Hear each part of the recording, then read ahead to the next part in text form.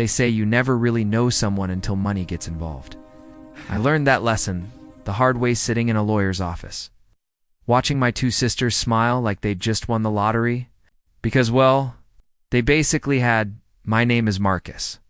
And the day my father died, I didn't just lose a parent. I lost everything I thought I knew about family, fairness, and love. It was a cold Tuesday morning in November when we gathered at Chapman & Associates. It's a law firm that had handled my father's affairs for decades. The office smelled like old leather and expensive cologne. My sisters, Victoria and Catherine, sat across from me in their designer clothes, their perfectly manicured nails tapping impatiently on the mahogany table. They barely looked at me. They never really did. You see, I was always the outsider in my own family. Victoria was the eldest, brilliant, beautiful, and Dad's golden child. She had his sharp business mind, or so everyone said. Catherine was the baby, charming, manipulative, and somehow always getting exactly what she wanted. And then there was me, the middle child, the quiet one, the one who spent his weekends helping Dad in his workshop instead of climbing the corporate ladder or marrying into wealth. Dad was a self-made man. He built his fortune from nothing, started with a small construction company, and turned it to a real estate empire worth millions. But he was never flashy about it. He drove an old pickup truck, wore the same leather jacket for 20 years, kept his office in a warehouse instead of some fancy high-rise. He taught me that money wasn't everything, that hard work, integrity, and loyalty mattered more than zeros in a bank account. I believed him. God, I believed him. Mr. Chapman, our family lawyer, cleared his throat and adjusted his reading glasses. He was an older gentleman, probably in his 70s, with kind eyes that seemed to carry a weight of sadness that day. "Thank you all for coming," he began, his voice steady but somber. "I know this is a difficult time. Your father was a remarkable man, and he left very specific instructions regarding his estate." Victoria leaned forward, her eyes gleaming. Catherine tried to look sad, but I could see the anticipation dancing behind her fake tears. "The estate," Mr. Chapman continued, "has been valued at approximately $76 million, including properties, investments, and liquid assets. 76 million. The number hung in the air like a storm cloud. "To my daughter Victoria," Mr. Chapman read from the document, "I leave the sum of $38 million, along with the controlling shares of Hammond Real Estate Holdings." Victoria's face lit up. She didn't even try to hide her satisfaction. She just nodded, like she'd expected nothing less. "To my daughter Catherine," he continued, "I leave the sum of $38 million, along with the properties on Riverside Avenue and the vacation home in the Hamptons." Catherine actually squealed, like she was opening presents on Christmas morning, not sitting at her father's will reading. And then there was silence. Horrible, suffocating silence. Mr. Chapman looked at me, and for a moment I saw something in his eyes. Pity? Sympathy? I couldn't tell. "And to my son, Marcus, ... What?" He paused. "I leave the contents of my personal office, specifically the old leather briefcase I kept in my desk drawer." The room went dead quiet. Then Victoria laughed. Actually laughed out loud. "A briefcase," she said, her voice dripping with mockery. "Dad left you a briefcase?" Catherine joined in, her laughter more cruel, more cutting. "Oh, Marcus, that's just perfect. The golden boy who spent all that time with Dad, and you get luggage. Maybe there's some spare change inside." I felt my face burn with humiliation, my hands clenched into fists under the table. But I didn't say anything. I couldn't. The shock had stolen my voice. Mr. Chapman raised his hand, trying to restore some dignity to the room. "Ladies, please. Your father's wishes were clear, and I ask that you respect them." But they weren't listening. They were already talking about selling properties, taking vacations, buying new cars. They divided $76 million like it was a pizza. They didn't save me a single slice. After the meeting, I walked out of that office in a daze. My sisters didn't even say goodbye. They were too busy on their phones, probably calling their friends to brag about their inheritance. I stood on the sidewalk, the November wind cutting through my jacket, and I felt ... Empty. Not angry yet. Not betrayed yet. Just empty. Dad had always told me I was special. That I understood things my sisters never would. That I had his heart, even if they had his ambition. I'd spent countless hours with him learning about construction, about business, about life.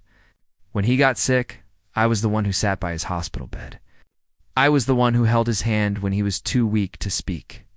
I was the one who promised him I'd take care of everything, and this was my reward. A dusty briefcase? I drove to Dad's old office that same day. It was in a warehouse district on the edge of town, a place he'd refused to leave even when he could afford something better. The building was quiet now, most of the staff gone, the machinery silent. I had a key-eyed, always had a key-eyed. His office was exactly as he'd left it. Papers scattered across the desk. Coffee mug still sitting on a stack of blueprints. Photos on the wall of construction sites, of buildings he'd built, of a life lived with purpose. And there in the bottom drawer of his old metal desk was the briefcase. It was brown leather, worn, and cracked with age. The kind of thing you'd find at a thrift store. The kind of thing that looked like it had no value at all. I pulled it out and set it on the desk. My hands were shaking. I didn't know what I'd find inside. Maybe some old documents, maybe some sentimental items. Maybe, if I was lucky, a letter explaining why he'd done this to me. I popped the latches. They clicked open with a sound that echoed in the empty room. Inside was almost nothing. An old notebook with some sketches. A faded photograph of my mother. She'd died when I was 10. A business card for a restaurant that probably didn't exist anymore. And a single piece of paper. Folded in half. I opened it with trembling fingers. On it was written a phone number. Nothing else. Just 10 digits in my father's handwriting. Below the number, he'd written 4 words. Call him. Trust me. I stared at that paper for what felt like hours. Who was I supposed to call? Why would Dad leave me a phone number instead of millions of dollars? Was this some kind of test? Some kind of joke? But my father never joked about important things. And something in my gut told me this was important. Maybe the most important thing he'd ever left me. I pulled out my phone, my heart pounding in my chest, and dialed the number. It rang once, twice, 3 times, and then a voice answered deep. Professional, with an accent I couldn't quite place.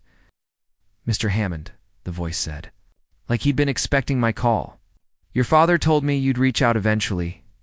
My name is Victor Kozlov, and I have something very important to discuss with you.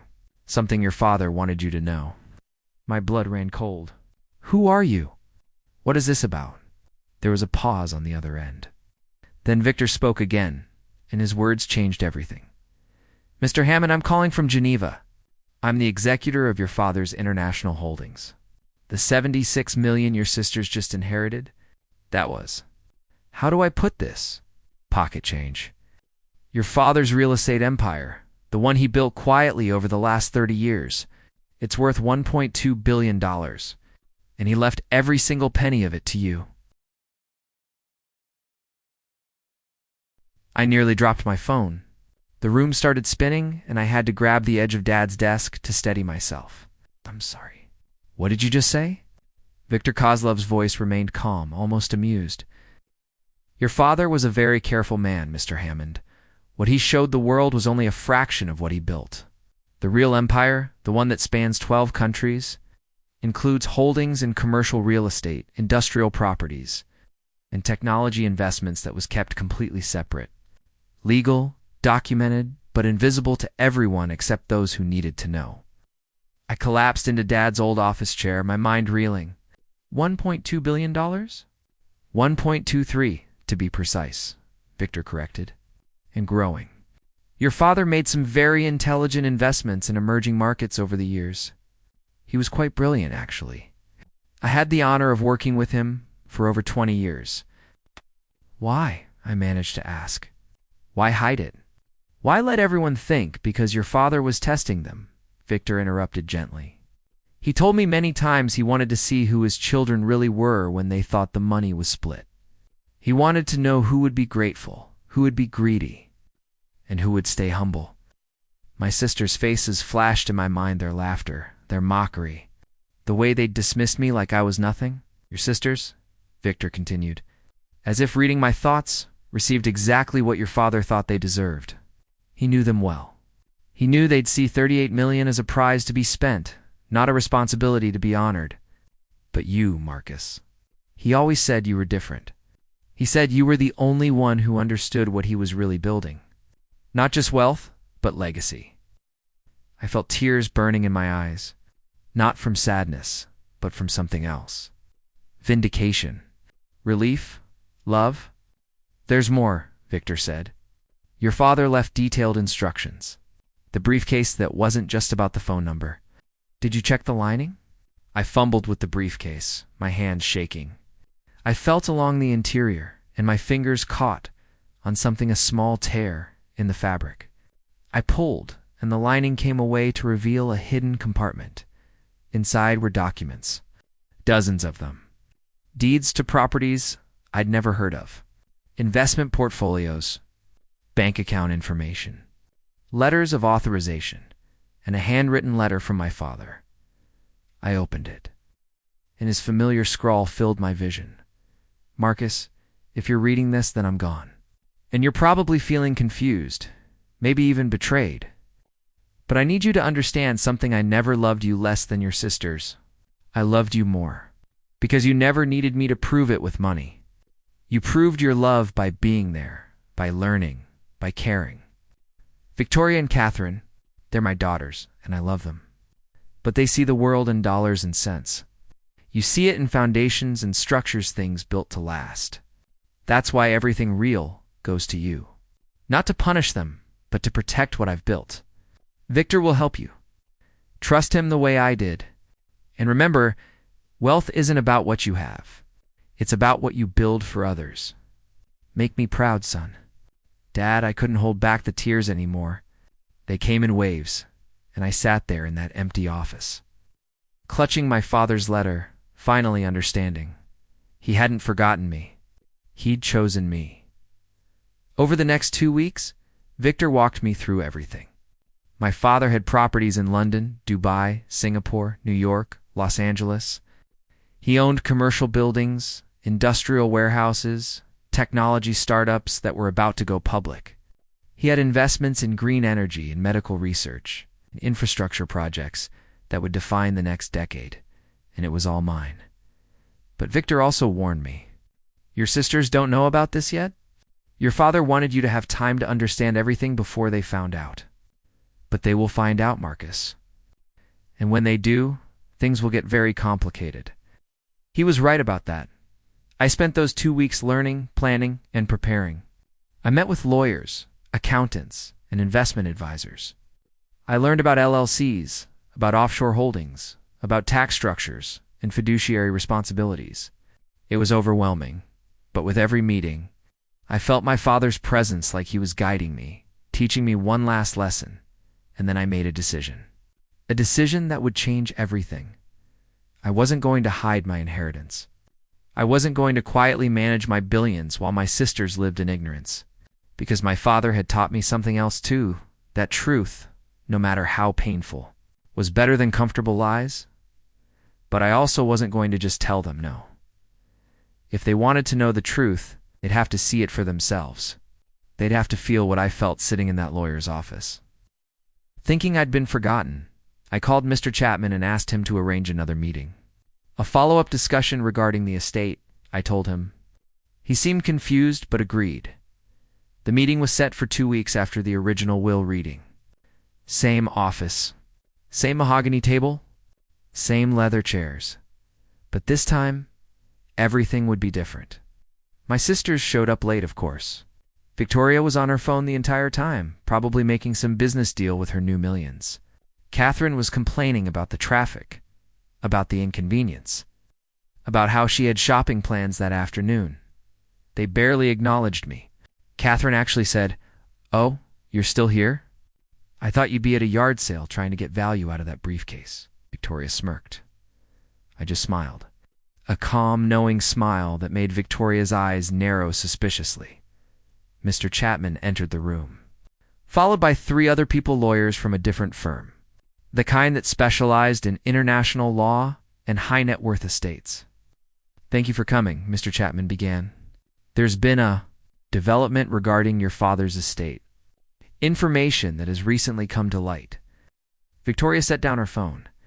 Catherine stopped fidgeting. They both looked at the lawyers, then at me, then back at Mr. Chapman.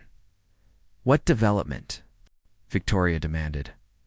One of the other lawyers, a woman named Ms. Rodriguez, opened her briefcase and pulled out a thick folder.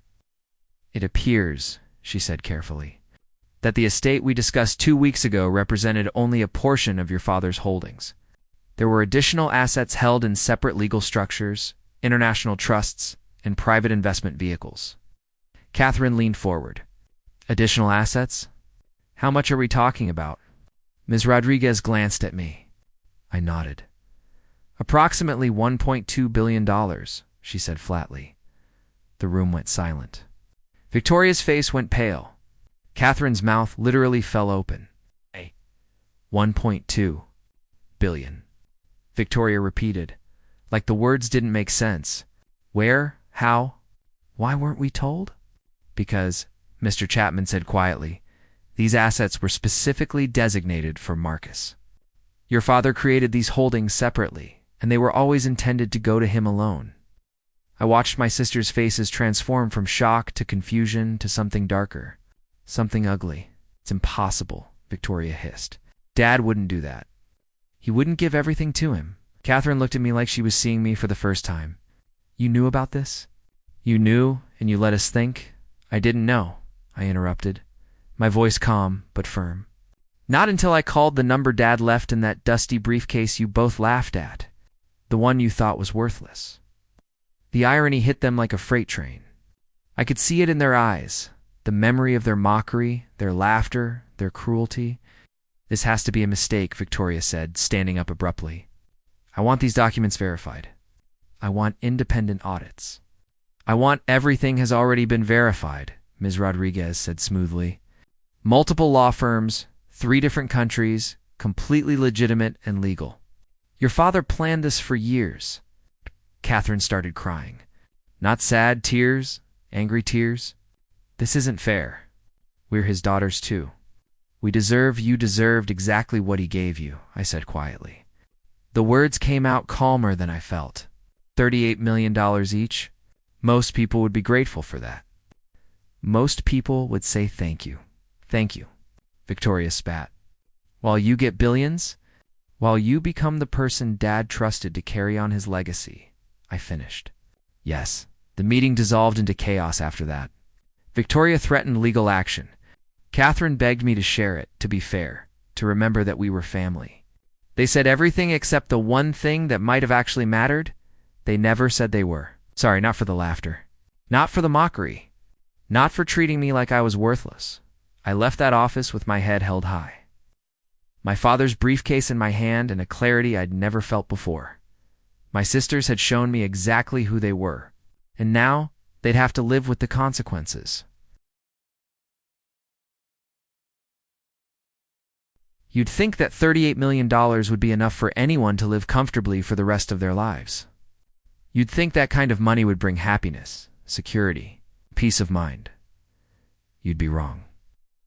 Over the next 6 months, I watched my sisters self-destruct in spectacular fashion. And the strangest part? I didn't have to do anything. I didn't have to plot revenge or sabotage their lives. They did it all themselves. Victoria struck first.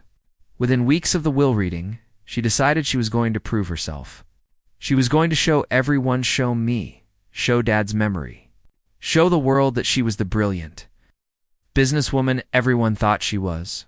She used her entire $38 million to finance a hostile takeover of a struggling tech company.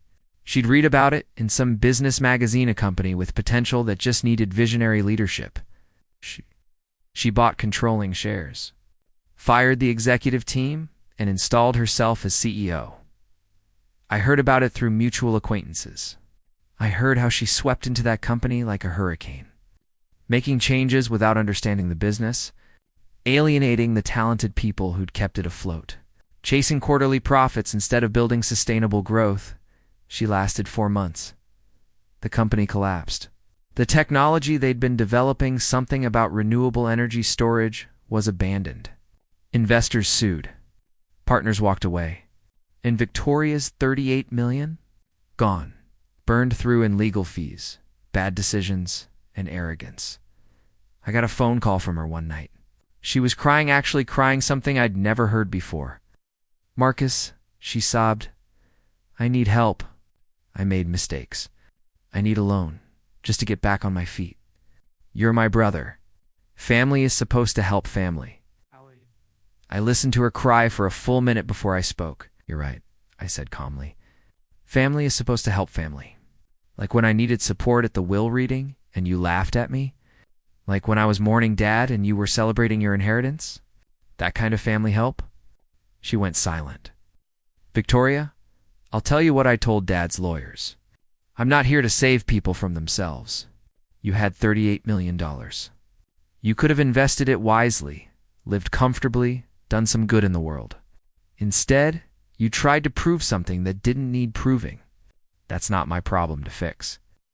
I hung up. It was one of the hardest things I'd ever done. But it was also necessary. Catherine's downfall was different. Lower, more painful, more predictable. She did what she always did. She spent designer clothes, luxury cars, a penthouse apartment in the city, jewelry, art she didn't understand, vacations to places she couldn't even pronounce.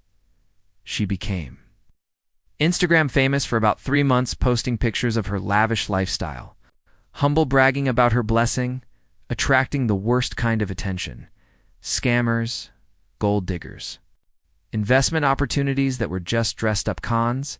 She got engaged to a man she'd known for 6 weeks. He was charming, handsome, and had a very expensive lawyer. They got married in a ceremony that cost $2 million a ceremony. Dad would have hated for its excess and waste. The marriage lasted 3 months. Then came the divorce, and the prenup she never read carefully, and the settlement that took almost everything she had left. I found out about it when she showed up at my office one afternoon. I'd moved into one of Dad's buildings, a beautiful space overlooking the city, designed by an architect who understood that simplicity could be elegant. She walked in looking small, that's the only word for it. Smaller than I'd ever seen her. Her designer clothes were the same, but they seemed to hang differently on her, like costumes instead of confidence. "Marcus," she said quietly, "I don't have anywhere else to go." I didn't feel satisfaction looking at her. I didn't feel vindication. I just felt sad. Sad for what could have been. Sad for what she'd thrown away. "Catherine," I said gently, "what do you want from me?" "I want you to fix this," she said, tears starting to flow. "I want you to make it like it was before. I want Dad back. I want to tell him I'm sorry. I want to do it over." And there it was. The truth she'd been running from for 6 months. "You can't do it over," I told her. "None of us can. But you can learn from it. You can take what you have left and build something real. Something Dad would have been proud of." "I don't have anything left," she whispered. "You have your health. You have your education. You have skills and abilities that millions of people would envy. You have more than most people start with. The question is, what are you going to do with it?" She looked at me for a long moment, and I saw something shift in her eyes. Maybe understanding. Maybe the first glimpse of actual maturity. "Will you help me?" she asked, not demanding, not entitled, just asking. "I'll help you help yourself," I said. "I'll give you a job. Entry level. Same pay as anyone else starting out. You'll work for it. You'll earn it. And if you prove you've learned something, we'll talk about more." She took the job. She actually took it. Started the next week answering phones in one of my property management offices. Made $12 an hour. Rode the bus to work because she couldn't afford a car anymore. And you know what? She was good at it. Not great, not immediately, but good. She learned. She worked. She started to understand what Dad had been trying to teach us all along, that value isn't about what you have, it's about what you contribute. Victoria never called again after that first night. I heard through the grapevine that she'd moved to another state, taken a job with a consulting firm, started over under a different name. I hoped she'd learned something too, but I had no way of knowing. As for me, I took Dad's empire and I tried to honor it the way he would have wanted. I didn't buy mansions or yachts. I didn't live like a billionaire. I lived like my father's son, modestly, purposefully, with focus on building rather than consuming. I invested in affordable housing projects. I funded scholarships for kids from working-class families. I renovated buildings in struggling neighborhoods. I created jobs. I built things that would last beyond my lifetime. And every single day, I carried that old leather briefcase to work, the one my sisters had laughed at, the one that had changed my entire life, because it reminded me of the most important lesson my father ever taught me. Real wealth isn't measured in dollars. It's measured in legacy, in impact, the lives you touch, and the good you leave behind. Viktor Kozlov became not just my financial advisor, but my mentor. He helped me navigate the complex world of international business, teaching me the same careful, deliberate approach my father had used. He told me stories about dad deals he'd made, risks he'd taken, the quiet way he'd helped people without ever seeking recognition. Your father, Victor once told me, could have been famous. He could have been on magazine covers. He could have been celebrated as one of the great business minds of his generation. But he chose obscurity. He chose to build quietly. Because he understood something most wealthy people never learn, that true power doesn't announce itself. It just works. I tried to live by that principle. I stayed out of the spotlight. I let my work speak for itself. And slowly, quietly, I built something I thought my father would have been proud of.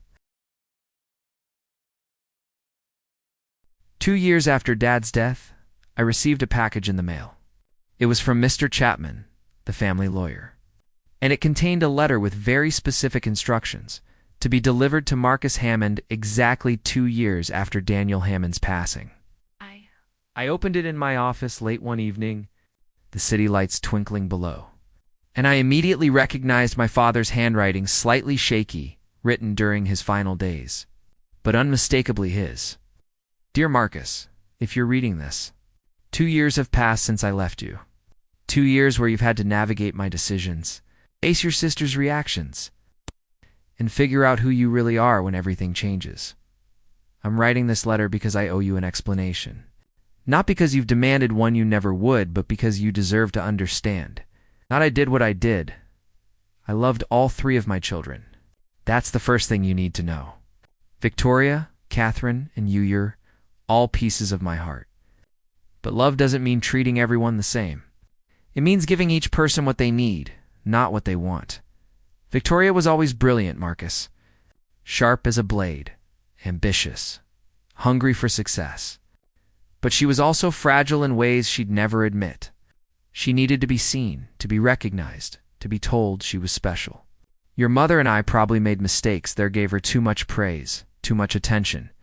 We created a person who measured her worth by external validation. I gave her $38 million in control of the company. She thought she wanted because I knew it would teach her something I never could, that money without wisdom is just paper, and control without competence is just chaos. I knew she'd struggle. I hoped she'd learn Catherine was my baby girl, and she was spoiled. I'll admit that. She was so charming, so sweet, that we let her slide by on potential instead of making her develop discipline. I gave her $38 million because I knew she'd spend it. I knew she'd make mistakes.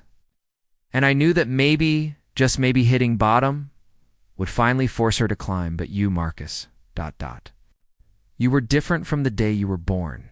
Quieter, thoughtful. You watched while your sisters performed. You listened while they talked. You built things with your hands while they built images with their words. I saw something in you that reminded me of myself at your age, before the money, before the success, when I was just a kid with calloused hands and big dreams. You understood that the work was the reward, that building something that lasted was more important than building something that impressed. So I gave you everything, not to punish your sisters, but to honor who you are, because you were ready for it. Because you would protect it. Because you would use it to build something that mattered. The briefcase wasn't a joke, son. It was a test. A test to see if you'd make that call even when it seemed pointless. A test to see if you'd trust me even when it looked like I'd betrayed you. And you passed. Not because you're perfect, but because you're faithful. By the time you read this, imagine things have played out somewhat predictably. Victoria probably tried to conquer something and failed. Catherine probably spent everything and crashed. And you probably watched it happen. It's feeling some mixture of sadness and vindication. Let me tell you what I want you to do now. First, forgive them. Not because they've earned it, but because carrying anger will poison the legacy I've left you. They're your sisters. They're flawed and foolish and frustrating, but they're family. Leave the door open for them to grow. Help them if they're willing to be helped, but don't enable them. There's a difference. Second, remember why I built this empire. It wasn't for the money. Money was just a tool. I built it to create opportunity for workers, for families, for communities that had been forgotten.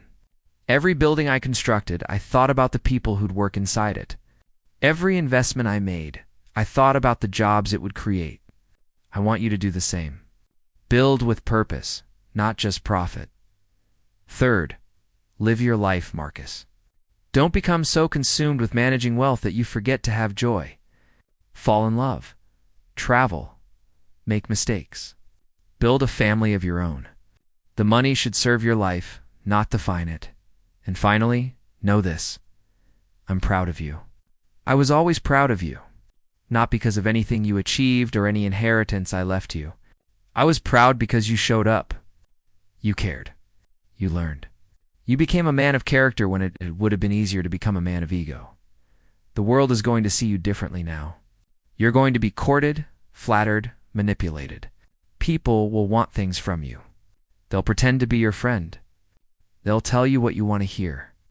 Remember who you were before all this. Remember the kid who spent Saturdays in a workshop with his old man? Learning to measure twice and cut once, that kid understood something most billionaires never learn. That real wealth is measured in solid foundations, not flashy facades. Build well, Marcus. Build with integrity. Build with love. I'll be watching, I think. Somehow, somewhere, your proud father. And I yield. There's one more thing in the briefcase's hidden compartment. A smaller pocket you probably missed. Check behind the documents. There's something there I want you to have. My hands were shaking so badly I could barely hold the letter. Tears were streaming down my face, and I didn't even try to stop them. I grabbed the briefcase, the same one I'd carried every day for 2 years, and tore open the hidden compartment again. I felt around desperately, and my fingers caught on something I'd missed before. A smaller pocket sewn so carefully into the lining that it was almost invisible. Inside was a small leather pouch. I opened it, and something fell into my palm. It was a watch. My grandfather's watch. A simple, scratched, well-worn timepiece that had been handed down through 3 generations. My father had worn it every single day of his life. I'd assumed it was buried with him, but here it was, in my hand. Still ticking, there was a tiny piece of paper wrapped around it. I unfolded it with trembling fingers. Time is the only thing you can't buy, son.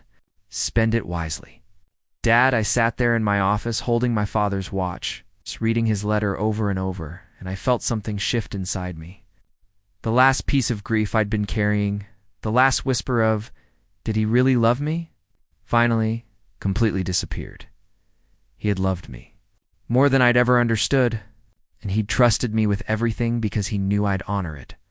I put the watch on my wrist. It fit perfectly. Worn smooth by 3 generations of Hammond.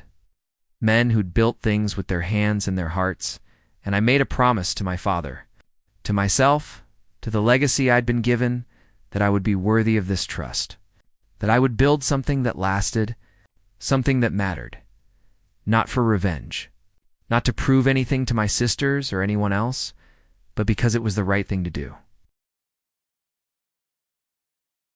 5 years have passed since that day in Mr. Chapman's office. 5 years since I opened that dusty briefcase and found a phone number that changed my life. Today. I'm sitting in the same office where my father used to work, the one he refused to leave, even when he could afford better. I've kept it exactly the same. Same metal desk. Same faded photos on the wall. Same coffee-stained blueprints in the corner. The only thing that's different is the photo. I've added a picture of Dad and me. Taken when I was 12, both of us covered in sawdust. Grinning like idiots after building a bookshelf together. The empire Dad left me has grown. Not because I'm brilliant, I'm not, but because I've surrounded myself with good people, and I've never forgotten what it's really for. We've built affordable housing in 6 cities. We've created jobs for thousands of people. We've invested in clean energy, in education, in infrastructure that will serve communities for generations, and I've helped my sisters in the ways they'd let me. Catherine works for me now. Not as a charity case, but as a real employee. She's actually good at property management. Turns out she has a gift for understanding what makes a space feel like home. She's been promoted twice. She's earning her way. And the Catherine who shows up to work each day is someone I'm starting to genuinely respect. Someone Dad would have been proud of. She still struggles sometimes. Old habits are hard to break, but she's trying, and that's what matters. Victoria ... Victoria took longer to find her way. She disappeared for a few years, too proud to ask for help, too ashamed to show her face. But 6 months ago, she sent me an email. Just one line, "Can we talk?" We met for coffee. She'd changed, looked older, tired, but somehow more real. She told me about her journey, about the business failure that had crushed her, about the years she'd spent working retail jobs and therapy sessions and slowly piecing herself back together. "I don't want your money," she told me that day. "I don't want charity. I want to tell you I'm sorry. For laughing. For being cruel. For not seeing what Dad was trying to teach us." I hired her too. Not in a senior position, that would have been a mistake, but as a consultant, helping me evaluate potential investments. She's brilliant when she's not trying to prove it. And slowly, carefully, we're rebuilding something that might actually be a sibling relationship. Will we ever be close the way some families are? Probably not. Too much has happened. Too much hurt has been buried under too many years. But we're family, and we're trying. That's more than I thought possible 5 years ago. The briefcase sits on my desk every single day. I don't carry it anymore. It's too fragile now, too precious. But I keep it where I can see it, a reminder of the day everything changed. A reminder that value isn't always obvious, that the things that look worthless can hold everything that matters. People ask me sometimes what it's like to be a billionaire. They expect stories of private jets and exotic vacations and champagne wishes, and I tell them the truth, I wouldn't know. Because I'm not living like a billionaire, I'm living like my father's son. I drive the same truck he drove. I wear the same style of leather jacket. I keep my office in a warehouse instead of a penthouse, not because I'm trying to prove something, but because these things remind me where I came from. They remind me that money is just a tool, and the real measure of a man is what he builds with it. Last month, I did something I'd been planning for years. I established the Daniel Hammond Foundation, a trust dedicated to helping working-class kids get education and opportunity. We fund trade schools, apprenticeships, business loans for people who have ideas but no capital. We help people build something real. At the launch event, I gave a speech. I talked about my father, not the billionaire, but the man who taught me to measure twice and cut once. The man who said integrity was more valuable than gold. The man who left me a briefcase that looked like nothing and contained everything.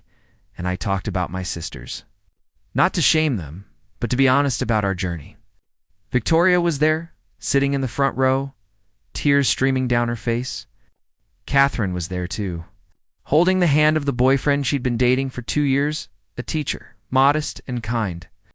Someone Dad would have actually liked, Father taught me, I said that night. That the true test of character isn't what you do when everyone's watching. It's what you do when you think no one will ever know. It's the choices you make when the only person judging you is the person in the mirror. After the event, Victoria pulled me aside. "Dad would be proud of you," she said quietly. I'm proud of you too. Even though I don't have the right to be, you have every right," I told her. "You're my sister, and you're doing the work. That's what matters. She hugged me. It was awkward and brief, but it was real. Maybe the first real moment we'd shared in decades. So what did I learn from all of this?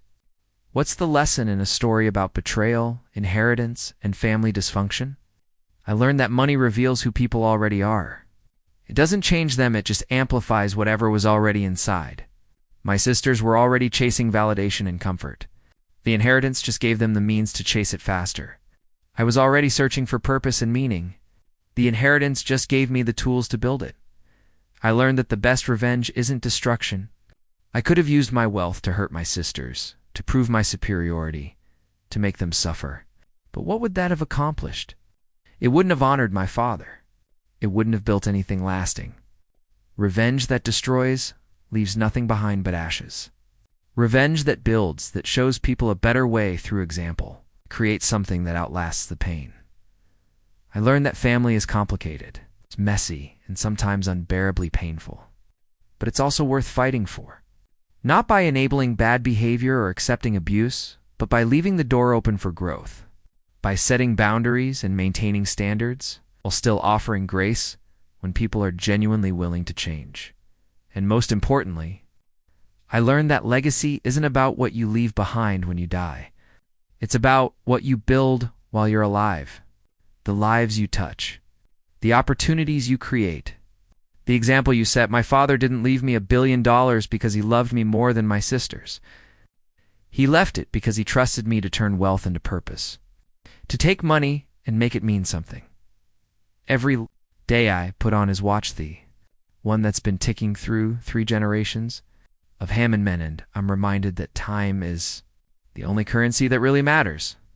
Not how much money you make, but how much meaning you create. Not how much you accumulate, but how much you contribute. The dusty briefcase my sisters laughed at didn't just contain a phone number. It contained a test of character, a measure of faith, and a legacy of love. It contained everything my father wanted me to know, that real wealth is earned through integrity. It's grown through wisdom and measured by the lives you improve. My sisters got $38 million each. They thought that made them rich. I got a briefcase and a phone number, and it made me wealthy beyond anything money could buy, because I got my father's trust. I got his wisdom.